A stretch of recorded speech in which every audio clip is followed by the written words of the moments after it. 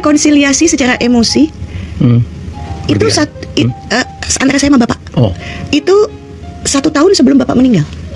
Baru tercapai. 1 tahun, makanya hutang rasa itu mesti lunas kan? Siapa yang ngalah? Atau dua-duanya ngalah? Ketemu di tengah? Saya pulang karena mesti dapat tanda tangan.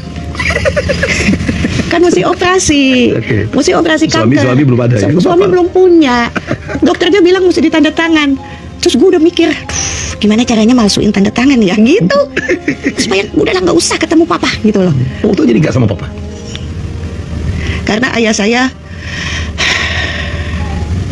mengelola rumah kayak mengelola Pertamina. Dengan aturan. Anak orang-orang Pertamina tuh sangat takut sama ayah saya dibandingkan sama bosnya. Karena kan bosnya Biperso, macam-macam pindahin ke Papua. Nggak ketemu keluarga berapa lama, nggak punya manners, saya taruh di pelosok. Begitu ngedidiknya kan. Nah gitu. Jadi pada takut, semua tuh pada manners. Nah, takut di ujung dunia dipindahinnya sama bapak saya. Jadi long story short, ketika selesai pemakaman, tahlilan, kakak-kakak pulang, ribut gede. Dan seperti biasa bapak saya, this is my house. Mereka selalu pakai bahasa asing. This is my house. You in or out? Ya out lah. Terus waktu out kan aku udah punya tempat tinggal, udah punya apa. Terus waktu kukut-kukutan aku jalannya pelan-pelan, berharap dipanggil. Sini Nas, gitu, nggak dipanggil. Terus ayahku lagi nonton TV begini. Sekarang aku tahu, kan ayahku berharap aku datang ngeglendot. Maaf ya Pak, kan gitu ya. Nggak kejadian. Iya. Jadi aku jalannya pelan-pelan, terus aku lihat kan ada TV. Terus ini dia nonton. Dia lagi nonton. Ini TV gue yang beli nih. Aku cabut. Ayahku bilang, mau dibawa kemana TV-nya? This is my TV, beli sendiri. That's your house, this is my TV. Terus. How many years? 7 tahun. Pulangnya karena minta tanda tangan, mau operasi. Habis itu? Kata pertama waktu lihat muka saya di lapangan Ros di Tebet, ngapain pulang? Ngapain pulang? Anak bungsu, nggak ketemu bertahun-tahun. Ngapain pulang? Terus aku kasih amplop hasil MRI segala macam komplit gitu ya. Terus gue udah kayak pegawai Pertamina Mas. Minta tanda tangan Pak. Apa itu? Baca aja. Pas dia buka, terus aku gitu, ngapain nangis? Udah gila. Terus pulang Nas, pulang. 7 tahun memang gak pernah ketemu total? Gak mau pulang. Not even Idul Fitri gitu? Gak mau pulang. Segitu lukanya Mas? Segitu lukanya. Dan akhirnya Allah memberikan yang lain kan? Ya.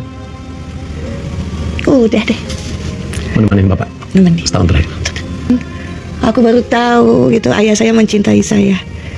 Dan terakhir obrolan kami antara, ini parenting nih, antara ayah dan anak perempuan, yang katanya ayah itu adalah cinta pertama anak perempuan, yang aku nggak dapat itu.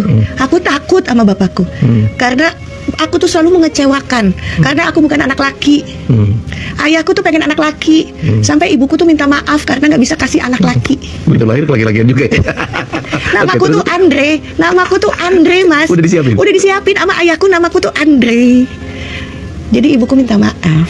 Dari kecil aku udah berusaha pakai celana pendek, cari ikan cere, cari capung, ke pasar burung pramuka, nyapu genteng karena daun mangga itu nutupin. Jadi ayah saya di bawah, aku nyapu, kakakku enggak, aku nyapu. Terus ayahku kan karena pencinta anjing, jadi kalau ada caplak, aku yang nyabutin caplak, masukin ke minyak tanah, bersihin kupingnya, kuping anjing-anjing itu, gunting kukuman, aku enggak tuh, enggak deket, takut. Waktu aku lulus kan, sesudah wisuda kan dipanggil sama rektor-rektor, lulusan yang bagus gitu ya. Aku bisik, Papa bangga nggak sama Nas lulus UI Pak, teknik sipil. Biasa saja. Banyak orang Pertamina kayak begini. Apa maksudnya ya? Itulah luka itu. Jadi 1 tahun aku baru tahu ayahku mencintai ibuku dengan I love you setiap hari. Dan besok ayahku koma 3 hari, habis itu meninggal. Terus di tempat tidur kecil, tahu kan kalau rumah sakit gitu ya. Jadi ayahku madep atas, saya tuh tidur di sebelahnya di tempat tidur kecil. Aku pasang biar gak keguling dua-duanya. Di satu tempat tidur? Di satu tempat tidur, gak pernah. Pertanyaannya cuma ini, Papa pernah gak bangga sama Nas? Cuman itu. Terus ayah saya bilang, bangga Nas, papa tuh bangga. Papa selalu ceritain kamu ke Om Roni, Om Sang Budi, disebutin tuh semua sahabat-sahabatnya. No papa tahu handphone aku. Why didn't you call me? Hanya untuk saying, lagi ngapain? Udah makan apa belum? Kenapa papa nggak nelpon? Supaya kamu gak berhenti berjuang. Papa lagi nyiapin kamu. Kalau papa gak ada, maka kamu gak jadi orang yang akan ngegandol kakak-kakak, menyusahkan kakak-kakak. Kamu self-standard. Mereka kan kalau ngomong bahasa Inggris, bahasa Belanda lah, begitu-begitu. Yang enggak bahasa India aja tuh gua gak bisa jadinya. Supaya mandiri, gak jadi racun di dalam keluarga. Pa, bukan itu yang Nas butuhin. Papa pernah kangen gak sama Nas? Terus sambil dipegang, kangen dong sayang. Papa gak pernah nih bilang sayang, baru sekali papa bilang sayang. Kalau papa kangen ngapain? Kalau kamu muncul di TV, salah satunya di LG.